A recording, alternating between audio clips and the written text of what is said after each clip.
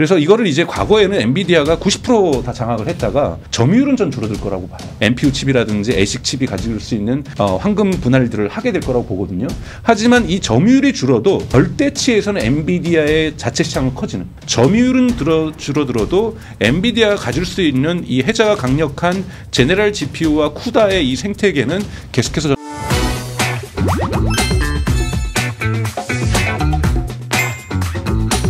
안녕하세요. 머니네버슬립 짐 에디터입니다. 지난주 월스트리트에서 가장 핫했던 행사였죠. GTC 2025가 드디어 막을 내렸는데요. 이것과 관련해서 강정수 박사님 모시고 함께 이야기 나눠보도록 하겠습니다. 박사님 안녕하세요. 안녕하세요. 반갑습니다. 네. 네. 지난주 GTC 있고 나서 또 엔비디아가 뭔가 많은 발표를 한 것 같은데 또 주가 퍼포먼스는 상대적으로 좀 아쉬운 것 같아요. 맞습니다. 네. 이번 행사 어떻게 보셨나요?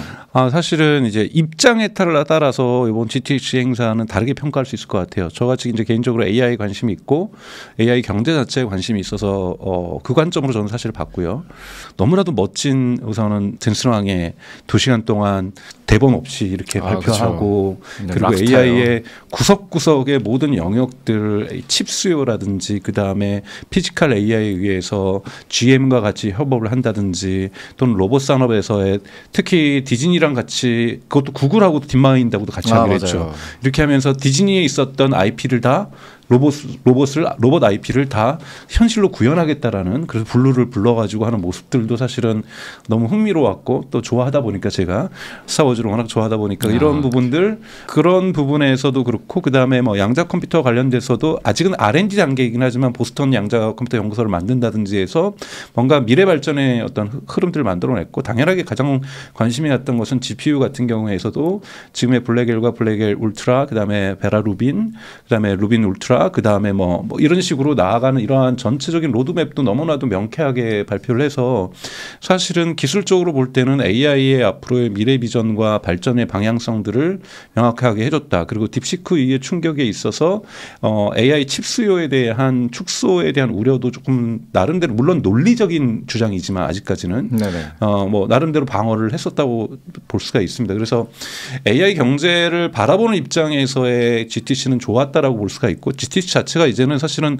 어떠한 뭐 애플의 WWDC라든지 구글의 I/O 컨퍼런스라든지 이러한 전통적인 또는 메타의 컨퍼런스라든지 빅테크가 하던 컨퍼런스보다 더 중요한, 사실은 AI의 우드스탁이라고까지 얘기할 수 있을 정도로 올해는 AI 슈퍼볼이라고까지 하더라고요. AI 슈퍼볼이라고 얘기를 하더라고요. 그래서 그 정도로 이제 중요하고 많은 업체들도 같이 참여하면서 그런 AI 축제가 되는 어떠한 장이었다라고 보는 점에서 긍정적으로 봅니다만, 투자자의 입장에서는 저도 보면서 왜 저런 답을 안 할까. 그리고 사후에 사실은 파이낸셜 타임즈하고도 인터뷰를 했고 곳곳에 언론들하고도 단독 인터뷰를 했었는데도 왜 저런 얘기를 안 할까라는 생각이 들었거든요. 그게 뭐냐면 사실 4분기 실적 발표를 2월 달에 하면서도 블랙엘이 드디어 생산되고 있고 딜리버리 되고 있다. 배송되기 시작하고 있고 여기에 의해서 매출이 발생하고 있다. 뭐 그래서 10억 달러인가 10억 달러 정도의 매출이 발생했다고 얘기를 했었잖아요. 근데 사실은 블랙엘은 그보다 더 매출이 나와야 됩니다. 근데 그거는 이제 12월부터 시작을 했으면 오케이.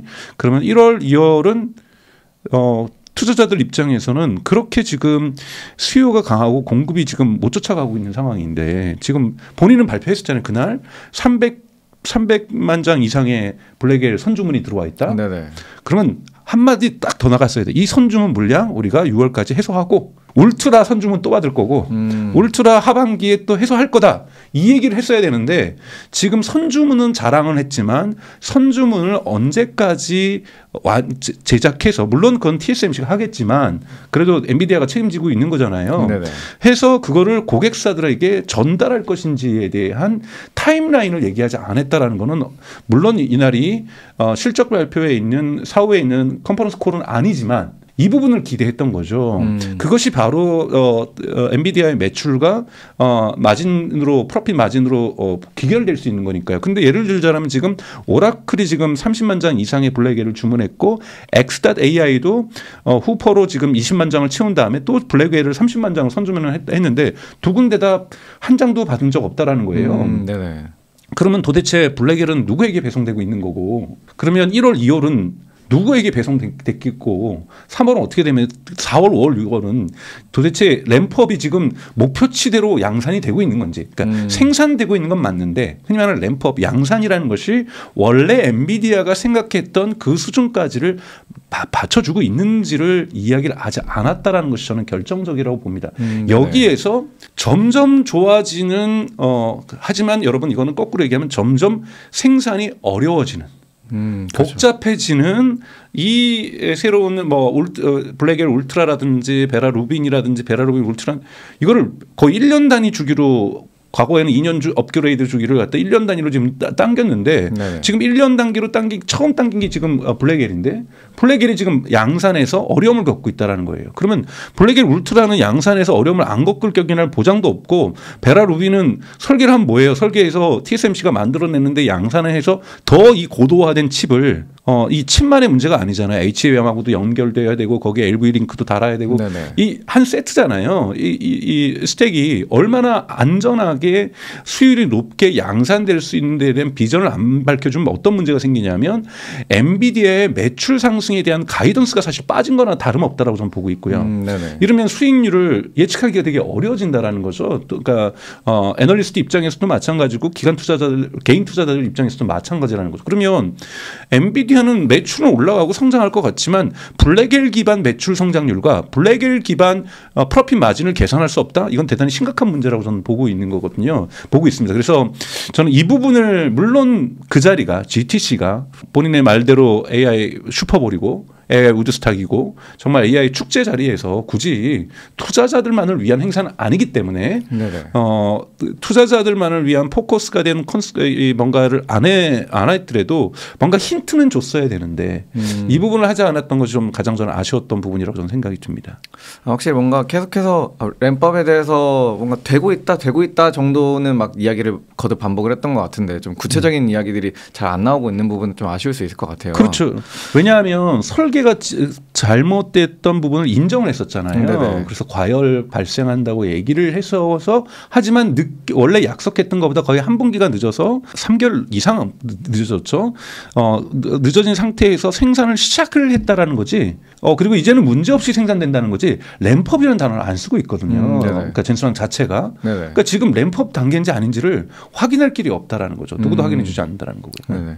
그 말씀 주셨던 내용 중에 그 엔비디아의 신제품 출시 주기가 너무 빠르다라는 비판도 좀 있더라고요. 관련해서 뭐 디인포메이션 막 이런 데서는 뭐 예를 들어서 호퍼 칩을 사놓고 이 자산을 내가 한 6년 정도는 쓸 생각으로 이제 이 센터를 구축을 해놨는데 갑자기 1년 지나고 나니까 훨씬 더 좋은 게 나와서 이제는 이번 또 GTC에서 호퍼 공짜로 줘도 이제 안 쓰는 시대가 올 거다 막 이런 얘기를 하고 있으니 다 자본 지출을 해놓은 기업 입장에서는 이게 너무 억울하다 이런 거에 대한 내용이나 아니면 말씀 주신 이 양산을 하고 생산을 실질적으로 풀어나가는 부분에 있어서 이게 가능한 타임라인이냐 이런 것들에 대한 의문들도 있는 것 같아요. 사실 최근에 미국 정부에다가 제출하는 보고서 중에 H20에 대한 중국 수출 규제와 관련된 기술 분석을 저도 읽어봤는데 거기서 되게 의미 있는 얘기를 하고 있습니다. 그러니까 즉 그전에 예를 들자면 기존에 있는 자산 투자를 했던 카펙스 투자를 했던 기업들에게는 사실은 계속 우리가 그렇잖아요. 노트북 하나 샀는데 6개월 뒤에 너무나도 좋은 그러니까 신제품 또 신제품 예를 들면 저는 예를 들면 M1 애플 노트북을 갖고 있습니다. 근데 막 6개월마다 M2 나오고 6개월마다 M3 나오고 4 나오고 거기서 돌아가는 소프트웨어가 막 다르고 그 친구랑 나랑 쓰는 예를 들자면은 챗GPT를 이제는 M1으로는 못 쓴다 그러고 막 이러면 곤란해지는 거잖아요. 그쵸. 그런데 이제 그만큼의 추가 수요가 있기 때문에 그러니까 데이터 센터를 계속 져야 되는 문제가 있기 때문에 지금 기업들도 올해 2024년보다도 훨씬 더 30% 정도 많은 미국의 빅테크들도 4개 기업은 지금 카펙스 투자를 하고 있다 얘기를 하고 있기 때문에 이러한 부분에 대한 새로운 수요는 있겠지만 기존에 대해서 GPU를 갖고 있는 후퍼를 갖고 있는 들에게는 좀 억울한 느낌을 줄 수 있죠. 그런데 억울한 느낌이 있다고 해서 생산의 주기가 짧아져야 되는 문제는 저는 큰 문제는 아니라고 봐요. 하지만 무슨 문제가 있냐면 H20을 분석하면서 그 기술 문서에 나와 있는 건 뭐냐면 그러니까 플롭으로 얘기되는 GPU의 성능보다 추론 시장이 요즘 강화되고 있는데 추론 시장에서는 메모리가 중요하다. 그렇기 때문에 H20 같은 경우 여러분 동일한 HBM 메모리를 썼습니다. 그렇기 때문에 H21에도 추론 시장에서 특히 딥시크라든지 또는 알리바바의 코언이라든지 또는 지난주에 발표됐던 바이두의 언이라든지 이런 것에 특히 추론이 중심이 되는 칩들은 H20으로도 인업 충분하다라는 거예요. 그래서 뭐까지 나오냐면 심지어는 이미 GPU 같은 경우에는 2년 정도면 감가상각이라든지 요즘은 최근에는 다 끝난다라는 거예요. 그래서 H100도 2년 뒤에는 뭔가 바꿔주긴 해야 된다라고 얘기를 해요. 네. 바꿔줘야 되지만 하지만 그것이 GPU 관점에서는 주기가 2년이지만 플롭이라는 어떠한 연산 속도라든지 병렬 연산 속도에서는 2년이지만 거기 있는 메모리는 HBM은 더 쓸 수 있다라는 거죠. 네네. 그렇기 때문에 특히 HBM은 병렬로 분산 연결, 즉 하나는 H20이고 하나는 H100이고 하나는 A100이래도 HBM으로 연결되는 것은 크게 성능의 저하를 못 느끼고 중국은 이런 부분을 해결을 해놨잖아요. 그렇기 때문에 그러니까 중국은 워낙 균질의 그 GPU를 수입한 것이 아니라 A100도 많고 네. H20도 많고 그리고 몰래 들여온 H100도 많고 이렇기 때문에 서로 다른 GPU를 연결하는 노하우들을 진화시켰습니다. 사실은 딥시크도 이런 부분들을 스스로 또 진화시켰고요. 그렇기 때문에 오히려 지금 양산해 놓은 이미 판매된 후퍼라든지 심지어는 A100마저도 수명이 생각보다 오래 갈 수 있다. 그러니까 왜냐하면 예를 들면 하나의 데이터 센터가 만약에 아마존 입장에서 데이터 센터를 10개가 있고 앞으로도 10개를 더 짓는데 더 짓는 10개는 블랙엘을 쓸 수 있어요. 근데 굳이 9개를 갖다가 빨리 문을 닫고서 블랙엘로 바꾸는 것이 아니라 여기 같은 경우에는 AI 서비스 기업을 위해서 추론 중심의 서비스 기업에 이 데이터 센터를 분산시켜 줄 수 있다는 거죠. 그럼 여기를 갖다가 빨리 업그레이드해서 블랙엘로 바꾸는 것이 아니라 기존에 있는 후퍼로 또는 A100으로 서비스를 계속하면서 데이터 센터의 수명을 연장시킬 수가 있다는 거죠. 그러면 신규로 짓게 되는 어떠한 데이터 센터 니즈는 아직도 있으니까 여기에는 블랙엘이 들어가고 심지어는 베라까지 들어갈 수 있지만 굳이 여기까지를 원래 과거의 개념으로 생각한다면 빨리 H100 필요라는 데다가 중고로 팔고 블랙엘로 바꿔줘야 되는데 굳이 아마존 입장에서도 이거를 블랙엘로 바꿔줘야 될 이유를 못 느낄 수도 있을 가능성이 기술적으로 좀 그러니까 있다고 보고 있습니다. 왜냐하면 지금은 빠른 속도로 AI 학습 시장에서는 플롭이 중요하지만 연산 속도가 중요하지만 네네. AI 추론 시장 즉 서비스 시장에서는 플롭보다 더 중요한 것은 메모리의 어떠한 크기 이거라고 본다라면 HBM의 과거 버전으로도 충분히 해결할 수 있는 서비스 시장으로 간다라면 데이터 센터에서 신규 GPU에 대한 수요는 저는 특히 2026년에는 줄어들 가능성도 존재한다라는 부분에서 지금 전문가들이 얘기하고 있는 2년 주기를 1년 주기로 땡긴 거는 좀 너무 성급한 것 아니냐라는 지적도 저는 일리가 어느 정도 있다고 봅니다. 물론 이것도 가봐야 아는 일이지만 조금은 네네. 타당성이 있다고 봅니다. 네. 확실히 이 계속해서 신제품도 출시를 하고 있고 나올 네. 때마다 성능 폭도 엄청나게 개선이 되고 있고 한데 이거를 그래서 누가 다 구매해 줄 거냐라는 거에 대한 의문들도 늘 존재하는 것 같아요. 뭐 이제 빅테크들이 계속 자본 지출을 늘려가고 있다라는 거에 대해서 이야기하고 뭐 젠슨 황도 앞으로 우리가 추론 이 모델이 더 많이 활용되면은 컴퓨팅 파워가 100배는 더 필요할 거다 뭐 이런 이야기도 하고 있는데 이 데이터 센터에 대한 수요가 앞으로도 좀 계속 될 거라고 보고 저는 계속 될 거라고 보고 있습니다. 예를 들자면 3월 4일인가 5일자에 뉴욕타임즈에서 에즈라 클라인이 그 바이든 행정부 때 AI를 총괄했던 백악관에 총괄했던 벤 뷰캐넌하고 되게 긴 시간에 인터뷰를 합니다만 그때 이런 얘기를 해요. 그러니까 AGI가 벤 뷰캐넌이 볼 때도 그러니까 바이든 정부에서 볼 때도 3, 4년 안에 온다. 그리고 지금 시점으로만 2, 3년 안에 트럼프 정부 내 2기 정부 내에 AGI 시대가 온다라고 에즈라 클라인이나 벤 뷰캐넌은 정의를 하고 있어요. 그러면서 바이든 대통령과 당시 대통령과 작년 10월에 이런 얘기를 선거 직전이었죠. 직전에 얘기를 나눴다는 거예요. AGI 오면서 일자리 문제에 어떻게 정부가 대응해야 될 것인가 얘기해서 소프트웨어의 개발자는 지금 벌써 소프트웨어가 개발자들 저희 회사도 마찬가지인데 과거보다 개발자들을 덜 뽑는 경향은 좀 존재하거든요. 왜냐하면 커서라든지 클로드를 이용한다라면 훨씬 더 2명이 하던 일을 1명이 할 수 있고 3명이 하던 일을 2명이 할 수 있는 일은 분명합니다. 지금 개발자들의 생산성이 대단히 높아지고 있거든요. 네네. 그러면서 개발자들의 일자리가 줄어들 것인가를 논의하는 그 얘기를 하는데 그렇지 않다라고 미국 정부가 판단을 내린다는 거예요. 왜냐하면 소프트웨어가 없었던 곳에도 소프트웨어가 들어갈 것이고 기존의 소프트웨어 같은 경우에도 에이전트로 다 바뀌게 될 것이고 그러니까 이 소프트웨어에 대한 수요는 사회 곳곳으로 확산될 가능성이 매우 높기 때문에 지금은 가격의 허들 때문에 가격이 너무 높아서 못 썼던 소프트웨어도 가격이 점점 낮아질 거기 때문에 사회 곳곳으로 침투를 더 많이 할 거기 때문에 이거를 다 에이전트로 자동화할 수 있는 것도 그래도 사람이 해야 되는 거기 때문에 절대적인 개발자의 수치는 당분간은 AGI 시대가 와도 증가할 거라고 보는 거죠. 네네. 그건 뭐냐면 AGI 시대가 온다라는 것은 결국은 그러니까 AI 모델의 가격 경쟁력에 있어서 가격이 낮아지면서 대중화 시장으로 간다라는 거고 AI 서비스가 아직은 여러분 매스 마켓으로 들어갔다고 볼 수가 없죠. 네네. 그러니까 여러분 오픈 AI의 작년 11월 기준입니다만 디인포메이션에서 밝힌 거에 하면은 작년 11월에 1,150만 명이 유료 사용자고 지금 현재 2월 기준으로 하면은 무료 사용자에서 위클리로 오픈 AI의 챗GPT를 방문하는 사람이 4억 명이거든요. 지금 오픈 AI의 과제는 뭐냐면 1,150만 원을 어떻게 늘릴까보다도 중요한 거는 이 4억 명, 즉 무료 이용자들이 3억 명이 넘는다라는 거잖아요. 네네. 이들을 어떻게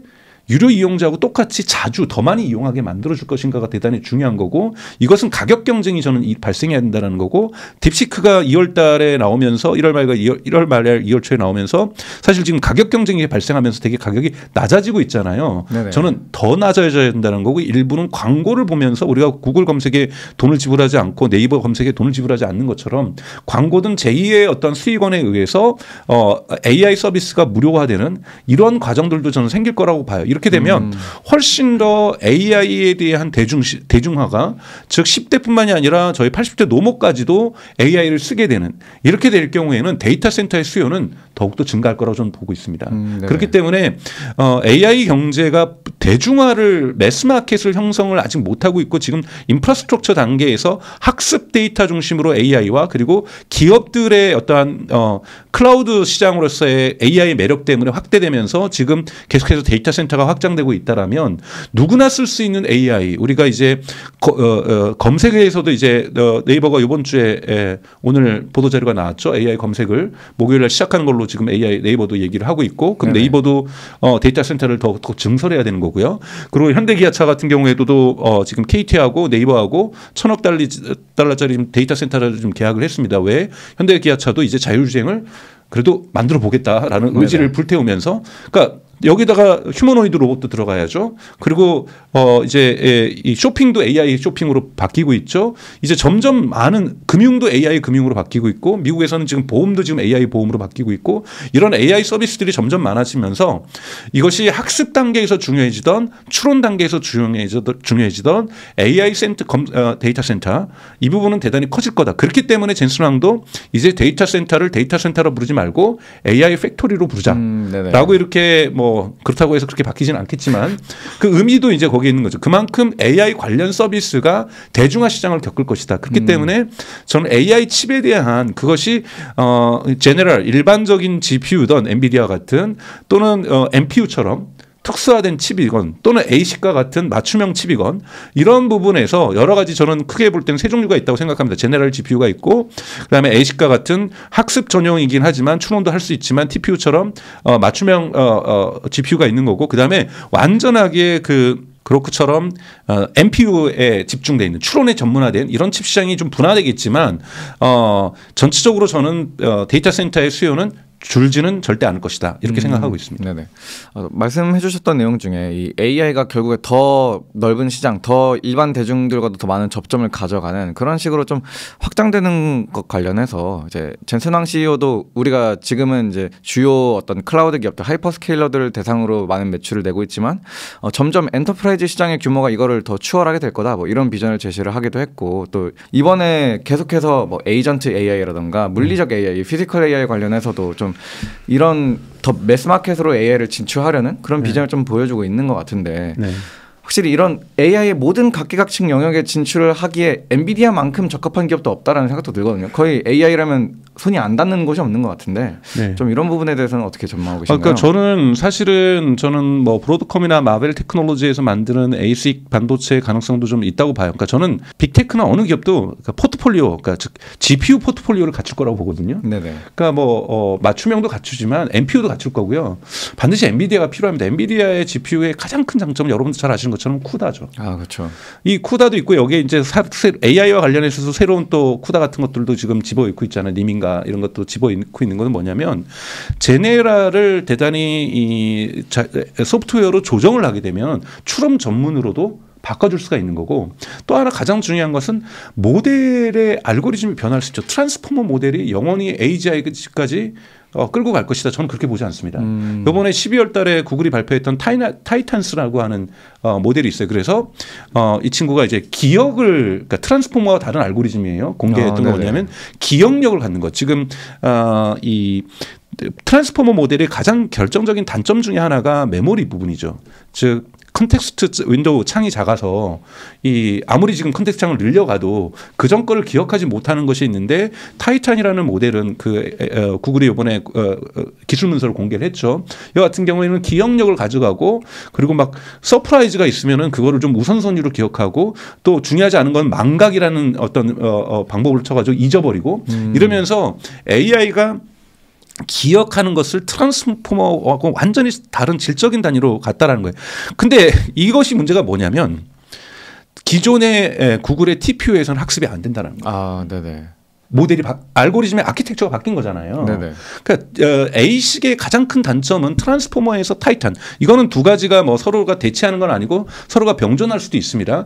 타이탄 모델로 가게 되면 구글 같은 경우에는 트랜스포머에 맞춰서 TPU를 만들었기 때문에 다음번 TPU를 업그레이드 할 때는 타이탄스죠. 복수를 썼으니까 타이탄스인데 이 타이탄스가 돌아갈 수 있도록 바꿔줘야 되는 거잖아요. 네네. 그럼 바꿔줄 때까지 물리적인 A식이 나올 때까지 기다려야만 하는데 엔비디아에서의 장점은 뭐냐면 그래서 구글은 아마 이거를 엔비디아에서 돌릴 겁니다. 쿠다를 수정해주면 여기서 타이탄스가 학습이 가능해진다라는 거예요. 네네. 그러니까 이러한 모델의 변동에 맞춰서 가질 수 있는 제네럴 GPU가 가지고 있는 장점이 있습니다. 제네럴은 낭비가 있을 수 있지만 유연성이 장점이잖아요. 네네. 그리고 우리가 A식이라는 것은 낭비가 별로 없지만 경직되어 있다는 것. 그렇기 때문에 기업들은 이것을 믹스할 거라고 봅니다. 왜냐하면 지금 저희가 AI와 관련된 학습 시장에서도 데스티니 종점에 도착한 것이 아니기 때문에 이제 시작했다라고 볼 수도 있고요. 역사적 관점으로 본다라면. 네네. 그렇기 때문에 저는 엔비디아의 이러한 제네럴 GPU 자체 시장은 충분하게 존재하고 있다. 심지어는 NPU 중심으로 돌릴 경우에도 쿠다를 조정을 한다라면 이 NPU 부분에서도 성능을 충분히 낼 수 있다라는 부분에서 제네럴 GPU의 수요는 저는 마켓 사이즈 자체가 커지겠죠. 그래서 이거를 이제 과거에는 엔비디아가 90% 다 장악을 했다가 점유율은 전 줄어들 거라고 봐요. 네네. 왜냐하면 NPU 칩이라든지 ASIC 칩이 가질 수 있는 황금 분할들을 하게 될 거라고 보거든요. 하지만 이 점유율이 줄어도 절대치에서는 엔비디아의 자체 시장은 커지는. 마찬가지죠. 여러분 테슬라의 점유율은 미국에서 줄어들고 있지만 판매량은 절대 수치에서 늘어나는 거잖아요. 그렇기 때문에 시장 사이즈가 커진다고 한다라면 점유율은 줄어들어도 엔비디아가 가질 수 있는 이 해자가 강력한 제네럴 GPU와 쿠다의 이 생태계는 계속해서 저는 확장될 수 있다라고 생각하고 있습니다. 네. 그런 엔비디아의 확장과 관련해서 또 요즘 들어서 막 뭐 에이전트 AI나 이 물리적 AI도 되게 핫한 키워드로 좀 업계에서 떠오르고 있는 것 같은데 이런 부분에 대해서 엔비디아가 제시하는 비전은 좀 어떻게 보고 계세요? 그러니까 에이전트 AI 같은 경우에는 사실은 엔비디아가 풀 수 있는 건 아니죠. 그러니까 결국은 오픈 AI나 클로드가 풀어야 되는 거고 사실은 모든 지금 모델을 만들고 있는 중국의 마누스 같은 경우 뭐 요즘 제2의 처음에는 딥시크 쇼크라고 얘기했다가 뭐야 클로드하고 코안 썼네라고 얘기하면서 평가절하하시는 분들이 있는데 제가 말씀드리고 싶어요. 클로드는 그럼 지금 뭐 하고 있는데 왜 그걸 안 만들고 있을까? 그러니까 중국이 뭘 보여줬냐면 우리가 모델 부분에서도 경쟁력이 있다는 건 딥시크가 보여줬고 그 이후에 나오는 코언이라든지 알리바바의 또는 바이두의 어니에서도 보여주고 있는 거고 모델 경쟁력은 서비스 경쟁력이 또 있죠. 네네. 이 모델을 가지고 얼마나 좋은 서비스를 만들 것인가에 마누스는 우리는 이렇게 만들 수 있다라고 보여준 건데 도대체 클로드하고 오픈 AI는 왜 모델하고 서비스도 하고 있으면서 모델만 만드는 건 아니잖아요. 네네. 서비스에서 왜 마누스처럼 못했느냐를 스스로 저는 반성해야 된다고 저는 생각이 들고 자 그러면 우리가 모델이 자기 모델이 아니라 서비스를 이렇게 잘 만들면 한국 우리 기업들에게도 스타트업에게도 다 반성해야 될 일이라고 저는 생각이 들어요. 그러면 평가절하할 문제가 아니라 한국에 있는 기업들은 모델 마누스는 자기 모델 하나도 안 썼는데 도대체 한국의 스타트업들하고 한국의 테크 기업들은 뭐 하고 있었냐라는 거예요. 이런 부분에서 마누스가 저는 주는 경종의 크기가 울림이 크다라고 저는 생각이 들어요. 네네. 열심히 기존 서비스를 가지고, 그러니까 기존 모델을 가지고도 자기 모델이 아닌 외부의 모델을 가지고도 충분히 좋은 서비스를 만들 수 있다라는 것을 마누스가 보여줬다는 점 부분에서 배워야 한다는 거죠. 네네. 무조건 제가 중국 서비스니까 칭찬하겠다 여러분 그런 거 아닙니다. 댓글에 신중이냐 또 이렇게 얘기하지 마시고, 그러니까 우리가 배우면서 지금 성장해야 되는 거기 때문에 마누스는 네네. 저는 그런 교훈을 줬다라고 저는 생각합니다. 이것이 에이전틱이죠. 그러니까 굳이 모델을 만드는 쪽에서도 에이전틱화 할 수 있죠. 그래서 저는 지금 에이전틱 서비스 같은 경우에는 지금 벌써 오픈 AI 같은 경우 오퍼레이터라는 것들로 지금 시작을 했고, 클로드 같은 경우도 컴퓨터 유즈라든지 이런 걸로 시작을 했고, 사실 MS도 마이크로소프트도 많이 연구를 하고 있습니다. 작년에 관련된 논문들이 많이 나왔거든요. 그리고 사실은 이런 거 관련돼서는 2년 동안 연기를 했지만 애플도 조금 나름대로 연구를 하고 있고, 구글도 제미나이도 열심히 연구를 하고 있어서 저는 2025년은 뭐 젠스랑도 얘기했지만 2025년은 에이전틱 AI의 해가 될 것이다. 라고 저도 생각을 해서 저도 작년에 책을 AI 에이전트와 관련된 책을 썼었는데요. 그래서 에이전트 부분 될 거라고 보고 있어요. 근데 그것이 어디로 될 거냐면, 지난주 금요일 날 샘 알트만하고 오픈 AI 대표인 샘 알트만하고 벤 톰슨하고 이렇게 인터뷰를 했어요. 1시간 넘게 벤 톰슨하고 인터뷰를 하면서 샘 알트만이 이제 얘기했던 것에 드디어 AI 브라우저를 언급을 하더라고요. 네네. 그래서 저는 올해 대단히 기다려지는 것, 2월 마지막 주에 여러분 퍼플렉시티도 해성이라는 뜻의 컴매트라고 하는 오픈 AI 브라우저를 공개를 했고, 클로즈 베타를 하겠다면서 웨이팅 리스트를 받기 시작했고, 작년 12월 말에 구글 같은 경우에는 크롬이라는 브라우저 시장을 장악하고 있음에도 불구하고 프로젝트 마리나라고 하는 AI 브라우저를 공개를 하면서 역시 웨이팅 리스트로 클로즈 베타 테스트를 시작을 하겠다고 얘기를 했습니다. AI 브라우저가 여러분 뭘까요? 이것이 이제 에이전틱 AI가 총화되는 거죠. 대중들에게는 AI 에이전트 하면 어렵거든요. 그러면 이 AI 에이전트가 결합된 것이 AI 브라우저입니다. 예를 들자면 어떻게 할 수 있냐면, 제가 글을 쓰고 있거나 다른 것을 인스타그램 브라우저를 하면, 이거 모바일 브라우저도 되는 겁니다. 데스크탑 브라우저도 되지만 중간에 쿠팡을 열어놓고 에이전트한테 부탁할 수 있어요. 내가 지난주에 샀던 이거는 생필품이니까 또 한 번 더 사나. 그러면 컴퓨터 유지에서 여러분들 클로드에서 보셨던 것처럼 쿠팡에서는 이것이 사람인지 AI인지 구별하지 못할 정도로 해서 이걸 GUI AI라고도 얘기합니다. 그러니까 그래픽 유저 인터페이스처럼 AI가 똑같이 스크롤하고 버튼 클릭하고 그다음에 입력하라면은 아이디하고 뭐 이런 거 입력하고 결제하려면 결제 비밀번호 눌러버리고, 이거를 사람 손 대신에, 사람의 마우스 대신에, 사람의 터치 대신에 해줄 수 있다고 해서 이거를 GUI AI라고도 얘기를 합니다. 그래서 GUI AI 쪽으로 지금 다들 개발을 하고 있어서 제가 멀티로 5개를 갖다가 브라우저 상에서 탭으로 창을 열어놓고 작동을 시킬 수 있는 거예요. 인스타그램을 저는 열심히 보고 있는 동안 너는 저기 당근 가가지고 뭐 거래해주면서 저한테 물어볼 수도 있죠. 육성으로 보이스로 멀티 모달이 될 테니까 거기서 뭐라고 메시지 왔는데 뭐라고 답해줄까, 뭐 언제 만나자고 하는데 시간 될지 내 일정표 보고 네가 알아서 정해봐. 이런 식으로 AI 브라우저를 통해서 대중들은 에이전트 서비스를 쓰게 될 거라고 보고 있고요. 네. 그래서 여기에 지금 오픈 AI가 뛰어들고 있고, 마이크로소프트도 작년에 관련된 논문을 2개 발표하면서 준비를 하고 있고요. 구글은 이미 프로젝트 마리나라를 지금 공개한 상태고, 지금 퍼플렉시티 같은 경우에도 커밋이라는 걸 하고 있다고 생각이 들어요. 그러면 다른 업체들도 이 AI 브라우저 시장에 많이 진입을 할 거라고 보고 있어요. 이것은 모바일과 우리가 이 데스크탑에서의 컴퓨터랑 인터액션하는 상호작용하는 방식이 완전히 저는 바뀔 거라고 좀 보고 있습니다. 이렇게 되는 것이 이제 B2C 시장에서의 에이전트 시장, 또는 AI 검색도 여러분 에이전트죠. 왜냐하면 자체 준비됐던 학습됐던 것으로 답변해 주는 것이 아니라 레그라고 하는 외부의 툴을 통해서 답변을 하는 거기 때문에 사실은 AI 검색도 엄격한 의미에서는 에이전트라고 볼 수가 있는 거고요. 또 요즘 아마존의 루프스부터 시작해서 AI 쇼핑 에이전트 같은 경우도 지금 많이 성장을 하고 있어서 AI 커머스, 즉 AI 검색과 AI 커머스 부분에서 에이전틱 AI가 지금 스며들기 시작하고 있는 거고, 이것의 결정판이 AI 브라우저가 될 거라고 보는 거고요. 그리고 이제 B2B 시장에서는 요즘 곧 IPO를 하게 될 클라나라고 하는 페이레이러, BNPL, 네네, 이 서비스고 간편 결제 서비스에 유럽을 석권한 기업이죠. 클라나 같은 경우에는 원래 개발자들이 당연히 존재하고 있었는데, 이건 서비스만 개발자였고, 사실은 ERP 시스템이나 이런 건 다 세일즈포스라든지 워크데이를 쓰고 있었는데, 이걸 다 그만두고 자신들의 개발자들의 소규모 팀 만들어서 AI로 클로드와 커서를 이용해서 ERP 시스템을 만들었죠. 자기 회사에 맞는. 네네. 이거는 어마어마한 B2B 시장에서의 흔히 말하는 SI 시장의 큰 격변이 나올 거라고 저는 생각하고 있어요. 네네. 이러한 부분도 이제 에이전틱 우리가 느끼지 못하는 부분일 거라고 저는 생각이 들고요. 그래서 다양한 형태의 에이전틱 서비스가 2025년에 나타나고 지금 가장 큰 문제인 속도와 메모리 부분 이 부분도 해결해 낼 것이라고 저는 보고 있습니다. 그래서 이왕 이런 분들이 만들어지면 당연하게 AI 칩에 대한 수요, 특히 추론 칩에 대한 수요가 그리고 또 추론 모델에 대한 것들이 많이 필요해지겠죠. 왜냐하면 여러분 에이전트는 결국은 인퍼런스라고 우리가 사실은 한국어로서는 다 동일하게 엄격하게 따지면 다르게 번역하기도 하는데요. 지금까지는 여러분 인퍼런스 중심이었죠. 인퍼런스는 내가 물어보면 어떻게 하면 가능하면 빨리 답내느냐가 중요한 거죠. 허루시네이션이 들어가든 안 들어가든 빨리 답내는 거 중요한 거고 리즈닝이 요즘 중요해지는 것은 리즈닝은 뭐 체인 오브 소트라고도 얘기를 하지만 COT라고도 얘기를 하지만 어떻게든지 곱씹어서 시간이 걸리더라도 여기에 관련돼서 심지어는 시간이 많이 걸릴수록 좋은 답을 내놓는 네네. 그래서 이것을 뭐 타임 스펜드 타임 스케일이라고 얘기하나요?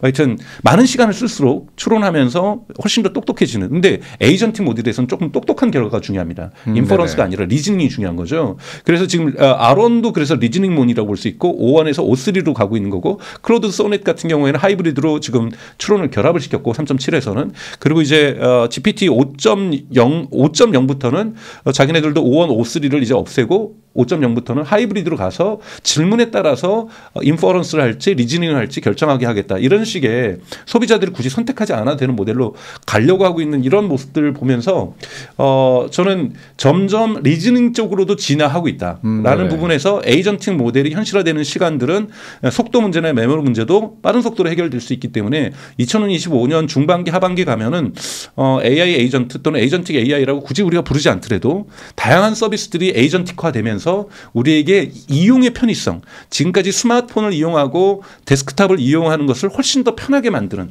내가 금융 결제하는 것이 더 편해지고 내가 쇼핑하는 것이 편해지고 저는 언젠가 그런 생각을 해요. 챗 GPT가 저는 GPT를 쓰고 있습니다. 가끔 뭐 클로드도 유료 결제를 합니다만 챗 GPT를 유료 결제해서 쓰고 있는데 그냥 언젠간 저한테 모바일에서 물어볼 수 있다고 생각해요. 당신의 주소록에 전화번호부 목록에 우리가 접속해도 되냐? 그러면은 왜 그랬더니 당신의 커뮤니케이션을 도와주겠다. 그럼 저는 예스 할 것 같아요. 네네. 그래서 누구한테는 좀 정중하게 무슨 메시지를 좀 보내라 이런 메시지를 제가 말로 하고 누구한테는 조금 나도 MZ스럽게 좀 보내달라. 아재스럽지 않게 그럼 보내줄 거고 우리 엄마한테는 좀 쌀쌀맞게 좀 보내달라.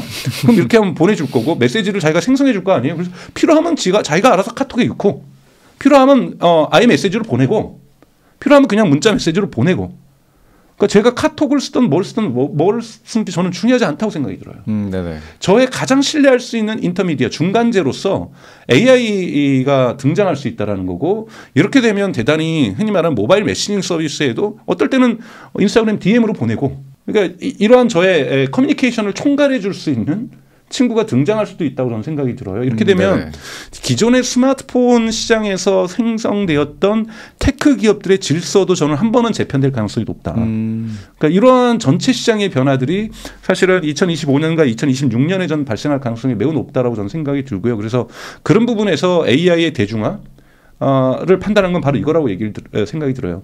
여러분도 아시는 뉴욕 대학교 사회학과 교수인 클레이 셔키가 이런 얘기를 한 적이 있어요. 한 사회가 기술적 혁명을 이루는 것은 뉴 테크놀로지를 새로운 기술을 AI라든지 스마트폰이라든지 이런 기술을 받아들여서 이루어지는 것이 아니라 이 기술에 의해서 뉴 비헤이비어 사람들이 새로운 행위 습관을 가질 때 그때야 비로소 기술혁명이 발생한다고 얘기를 합니다. 그러니까 우리가 반문해 봐야 돼. 정말 AI 혁명이 왔느냐? 언제 왔습니까? AI 때문에 내가 업무하는 방식이 변하고 AI 때문에 커뮤니케이션하는 방식이 변하고 AI 때문에 검색하는 방식이 변하고 습관이 생기고 AI 때문에 구매하는 방식이 변하고 AI 때문에 금융하는 방식이 변하고 AI 때문에 미디어 소비하는 방식이 변할 때 이때 비로소 AI 혁명은 우리 곁에 우리 사회 속에 다가온다고 볼 수가 있습니다. 예를 들면 저희 어머니가 스마트폰 때문에 카톡하고 유튜브 엄청나게 좋아하시거든요. 네네. 근데 80이 되셨지만 과거에는 맨날 케이블 방송만 보시다 요즘 케이블 방송이 재미 너무 없다고 얘기하세요. 워낙 유튜브가 편파적이니까 유튜브 좋아하시고 그거를 친구들하고 카톡에 퍼나르시고 이게 가장 재미있어 하시는 일들이죠. 네. 이것이 뉴 비헤이비어라고 해서 이게 긍정적이든 부정적이든 뉴 비헤비어가 대단히 보편화가 됐다라는 거죠. 이런 네네. 부분에서 우리가 물어야 될 것은 정말로 AI 경제가 대중화되려면 아직 저는 이제 시작이라고 봐요.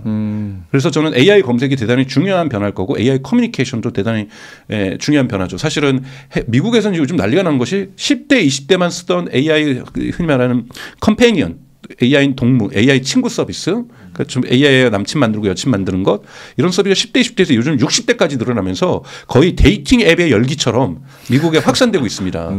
그리고 이런 부분이 대부분 유료 결제거든요. 한국도 리툰도 작년 11월에 이거를 무료에서 유료로 바꿨잖아요. 근데 꽤나 많은 매출을 내고 있는 걸로 알고 있어요. 그러니까 대단히 많은 변화들이 저는 저희 곁에 이제 가까이 와 있고 저는 2025년에 훅 들어올 가능성이 있다. 그렇기 때문에 AI 경제의 거품론은 저는 개인적으로는 근거가 별로 없다고 보고 있고요. 그리고 AI 인프라스트럭처 고속도로 계속 깔아야죠. 중국 보세요. 그 넓은 땅이니까 고속철도 계속 깔고 고속도로 정말 여러분 중국에 얼마나 많은 고속도로가 있는지 지도를 한번 검색을 해보세요. 얼마나 많은 고속철도가 생기고 있는지. 땅이 넓으면 그렇게 되잖아요. 시장이 크면 깔아야 될 인프라스트럭처 넘치고 넘쳐납니다. 저희가 자꾸 작은 땅에서의 인프라스트럭처만 상상하시면 안 되는 거예요. 미국이 왜 자꾸 요즘 뒤처지고 있냐면 인프라스트럭처가 노후되면서 이거를 그러니까 도로라든지 전력 그리드만 갈아엎는 데 지금 돈을 많이 쓰려고 하는 거잖아요. 끊임없이 갈아엎어야 되고요. 끊임없이 확장해야 되고 끊임없이 촘촘하게 연결해야 됩니다. 그래서 저는 인프라스트럭처는 AI 경제와 성장과 함께 같이 갈 거라고 보고 그렇다고 해서 스마트폰 시장하고 좀 비교를 한다라면 가까운 시장이니까 아이폰하고 갤럭시도 돈 벌었지만 거기에 앱을 했던 토스도 돈 벌고 카카오페이도 돈 벌고 쿠팡도 돈 벌고 당근도 나오는 거고 당근마켓 이런 것처럼 서비스 기업도 AI 기반에서 저는 많이 성장하고 많이 등장하면서 시장을 재편할 거라고 보고 있습니다. 그런 의미에서 아까 말씀드렸던 루트라는 기업 미국에서 자동차 보험에서 이미 엄청난 빅 플레이어들이 존재해요. 근데 빅 플레이어들은 쉽게 AI로 못 갑니다. 왜냐하면 AI로 전환했을 경우에 우선은 보험 영업을 하시는 분들을 해고할 수가 없어요. 그리고 보험의 가격 부분에다 AI 도입을 해서 AI 쓰는 사람은 좀 더 저렴하게 해주고 AI를 못 쓰는 좀 리터러시가 떨어지는 분들에게는 가격을 나쁘게 이러면 차별이 이루어지는데 루트라는 기업은 앱을 통해서 AI로 이 사람의 주행 데이터를 분석해서 다음 달 보험료에 변동을 시켜줍니다. 그러니까 20대 30대들이 너무 좋아하는 거죠. 그러니까 20대 30대 중심으로 지금 빠르게 확산되고 있고 미국에 지금 현재 50개 주가 아니라 34개 주밖에 안 되는데 벌써 2억 290마일의 주행 데이터를 얻었어요. 이러면서 비용이 시간이 지날수록 기업 운영의 루트라는 기업 운영의 비용이 점점 하락하고 있습니다. 바로 AI의 이 프리미엄 효과라고 저는 그러니까 효과라고 보고 있거든요. 즉 고객들도 좋지만 기업도 비용을 절감시키면서 이익률을 증가시키고 있다라는 거예요. 이런 신생 기업들이 나올 수 있는 AI는 여지를 줍니다. 보험 산업에서도. 저는 한국도 곧 나올 거라고 보고 있거든요. 그래서 근데 루트 같은 경우에는 가입이라든지 이런 것도 다 앱에서 이루어져요. 그러니까 중간에 있는 보험 영업하시는 분이 제로입니다. 거기는. 그러니까 비용이 되게 저렴한 거죠. 그러면 시간이 지날수록 영업이익이 증가하는 시간이 지날수록 비용이 절감되는 이러한 구조를 갖고 있다는 거예요. 그러니까 저는 이러한 전통 기업의 스트럭처들이 구조들이 AI에서 변하게 될 시장도 아직 남아있기 때문에 앞으로 머니 네버 슬랩에서 여러분 AI 경제가 어떻게 펼쳐질지를 이제 시작하고 있다라고 생각하시고 다양한 뉴스를 소비하시면서 AI 경제를 좀 팔로우하시는 것이 좋다라고 저는 생각하고 있습니다. 워낙에 이제 메모리가 앞으로 또 인프런스 시장에서 메모리의 역할이 크다라고 했는데 이제 루빈의 제일 큰 혁신 중 하나가 사실 이번 NV링크를 대대적으로 좀 통합하는 패키징을 하면서 가격폭이 엄청나게 늘었잖아요. 이런 것들이 좀 그렇기 때문에 이제 12단으로 가는 거잖아요. 네네. 저야 뭐 그런 부분에 뭐 제가 반도체 쪽 기술적인 부분이 강한 사람이 아니기 때문에 자세히 말씀드릴 수는 없지만 그 지금 베라 루빈 같은 경우에는 우선은 뭐 가장 큰 특징 두 가지가 이제 말씀하셨던 것처럼 대역폭의 증가가 있는 거고 또 하나는 이 CPU를 ARM을 쓰던 거를 이제 자체 설계를 해가지고 그러니까 이제 CPU, GPU 모두 다 지금 엔비디아에서 설계한다라는 이런 차이가 저는 있다고 생각이 들고 대역폭이 증가함에 따라서 당연하게 이제 높이 12단에 헤겔 울트라에도 12단이 들어가지만 이거보다 더 진화된 버전이 베라에 들어가게 되고 이것을 이제 또 SK 하이닉스가 얼마나 마이크론보다 더 해내느냐 이 부분이 대단히 중요하다고 보고 있습니다. 근데 뭐 저는 SK 하이닉스는 해낼 거라고 보고 있어요. 이미 그 탄력을 받았고요. 이번에 삼성이 사직생을 외칠 때 우리가 역전하자고 얘기할 그 당일날 우리는 시제품을 납품했다라고 하면서 SK 하이닉스는 아이고야. 납품을 했잖아요. 저는 네네. 사전에 사직생 발언의 이 퍼블리싱 타임을 알았는지 몰랐는지는 정말 모르겠어요. 왜냐하면 뭐 테스트 버전을 납품한다는 것이 하루아침에 결정할 수 있는 일은 아니니까요. 네네. 그러니까 오래전부터 준비해 왔고 발표하는 날 마침 삼성전자가 역전하자 그래 메시지를 보낸 날 어떻게 역전하지? 우린 지금 납품하는데 라고 지금 이렇게 SK 하이닉스가 보여줬다고 보고 있어요. 그러니까 저는 앞으로 그런 반도체 부분에서 또 이 HBM 말고 새로운 패러다임과 새로운 아키텍처도 저는 등장할 수 있다고 보고 있습니다. 왜냐하면 대역폭이 계속해서 증가하고 있는 거죠. 그래서 GPU의 지금 풀업의 성장에 여러분 풀업 성장은 예를 들자면 제가 정확한 수치는 아닙니다.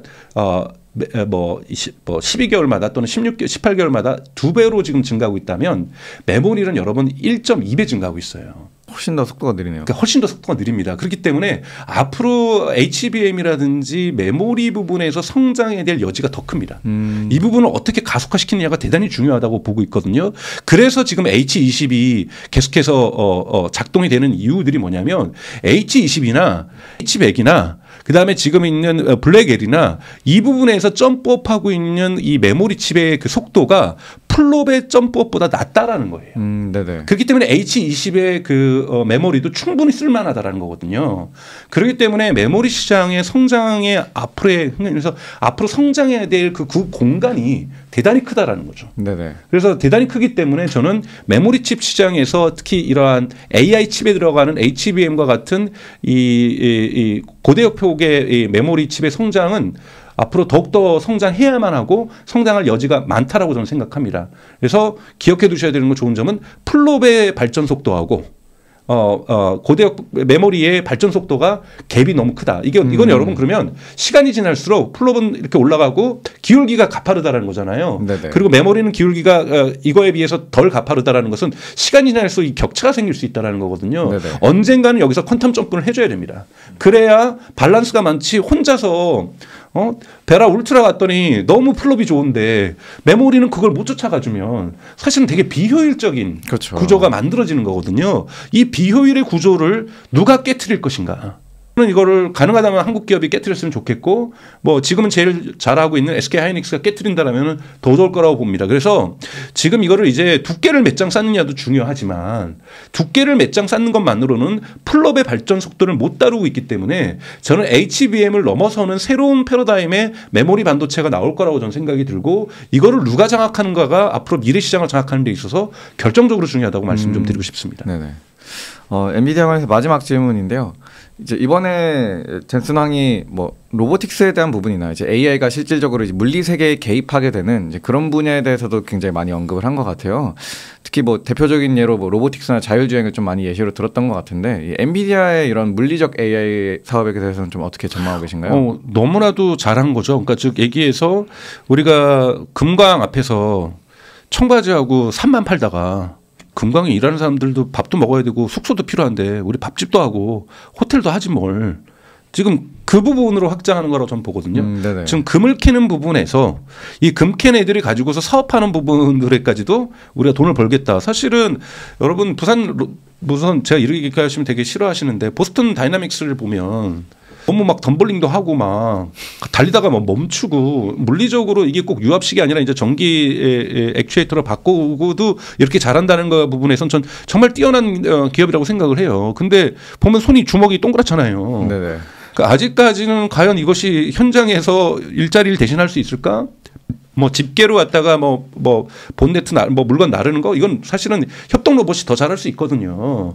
아직까지는 저는 R&D 단계라고 보고 있는데요. 사실 보스턴 다이나믹스가 부족한 부분이 AI잖아요. 근데 요번에 그 새로 협업을 했죠. 요번에 협업을 했잖아요. 네네. 그랬더니 훨씬 더 좋아졌잖아요.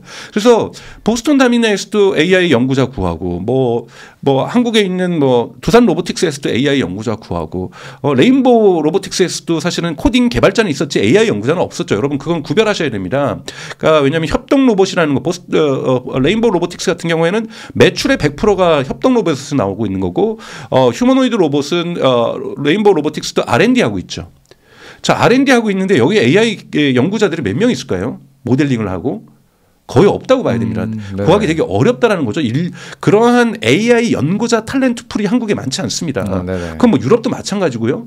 자, 그러면 이 부분을 갖다가 규모의 경제처럼 엔비디아가 우리가 대신해 줄 테니까 여러분들은 메카니컬한 부분에서 엔지니어링이라든지 배터리라든지 액추에이터 이런 부분을 좀 더 신경 쓰세요. 그래서 우리가 흔히 말하는 데이비드 리카도가 얘기했던 비교 우에 의해서 AI는 우리가 하겠다라는 거잖아요. 네네. 이런 부분에서 다만 그 대신 우리가 무료로 솔루션을 공개하겠지만 이것에 대한 운영이라든지 왜냐하면 AI는 개발할 때도 하나의 서버가 필요하고 그다음에 플리트 매니지먼트라고 하죠. 군단을 움직여야 될 거 아니에요. 한 대만 있을 건 아니잖아요. 네네. 그 플리트 매니지먼트 하려면 이 플리트들이 다 이 하나하나 개별적인 서버에 연결돼야 됩니다. 그러면 엔비디아는 그걸 통해서 돈 벌 수 있죠. 또 하나 이제 엔비디아가 요번에 저 보스턴 다이내믹스의 토르 컴퓨팅이라고 하죠. 추론 컴퓨팅으로 해서 로봇에서 여러분 고성능 칩이 다 들어갑니다. 우리가 자율주행을 하기 위해서도 테슬라의 그 FSD에도 지금 하드웨어 4가 들어가고 지금 이제 AI4라고 외치는데 하드웨어 5도 나올 거고 AI5도 나오겠죠. 네네. 이게 다 토르 칩이잖아요. 토르 컴퓨팅인데 이 토르 칩을 지금 제슨인가요? 하여튼 이런 걸 지금 엔비디아가 만들었잖아요. 네네, 그렇죠. 그거 하나 $3,000가 지금 $4,000를 지금 부르고 있는데 엔비디아가 $3,000, $4,000 이 칩을 보스턴 다이나믹스부터 시작해가지고 엔비디아랑 같이 하려고 하는 모든 기업들은 그거 다 붙여야 됩니다. 그러면 엔비디아가 여러분 그러니까 소프트웨어만 그 자기네들 제공해줘서 판매하는 게 아니라 그 플랫폼만 판매하는 것이 아니라 토르 칩까지 같이 껴서 판매를 하는 같이 거군요. 껴서 판매하면요 엔비디아는 떼돈을 벌 수가 있는 거예요. 네네. 저는 대단히 현명한 전략이고 GM하고 지금 예를 들면 자율주행 피지컬 AI의 하나가 영역이 휴머노이드 로봇이라면 젠슨랑 같은 경우에는 자율주행도 로봇이라고 보고 있는 거죠. 네네. 그래서 자율주행도 하나의 시장인데 그러면 GM에 협업하기로 했으면 GM에 토르칩 팔아야 될 거 아니에요. 네네. 그러니까 즉 추론칩 즉 인터넷이 연결이 끊겼을 때도 추론해서 자율주행할 수 있는. 이런 토르칩이 필요합니다. 근데 지금 테슬라의 FSD 들어가고 있는 그 하드웨어 4 같은 경우에도 2개의 칩이 들어가는데 엔비디아는 하나 들어가고 있어요. 이것이 보통 애플의 M1 칩에 뭐 거의 40개 하나당 40개 수준이라고 얘기를 하잖아요. 네. 대단히 고성능 하이엔드 추론 칩이 들어가는 거죠. 근데 엔비디아는 테슬라는 원가를 집어일 거 아니에요. 이걸 따로 판매하는 거 자기네 거니까 네네. 할 테고 나중에 FSD를 라이센싱하면 테슬라도 이 토르칩을 팔겠죠. 근데 엔비디아는 지금 두 가지의 매출 구조를 만들어 놓은 겁니다. 즉 코스모스라는 것 피지컬 AI는 무료로 했지만 이 코스모스가 들어가는 메가 옴니버스라고 하는 이 플랫폼 이것을 연구하고 이걸 우리 회사의 로봇 회사가 결합시키고 그래서 이 결합시킨 걸 한 번 더 연습시켜 보는 것. 그러니까 이 연습할 때의 솔루션은 쉽게 얘기해서 뭐랄까 우리가 소니 플레이스테이션의 게임은 지금 몇 개 무료로 준 거예요. 근데 어차피 그 게임은 플레이스테이션에 들어가야 되는 거예요. 플레이스테이션에 들어가야 되는 거고 들어갈 때마다 시간당 돈 차지합니다. 그리고 이걸 가지고 실제로 공장에 배치해서도 연결돼서 움직이려면 시간당 이거 비용 받겠다라는 거예요.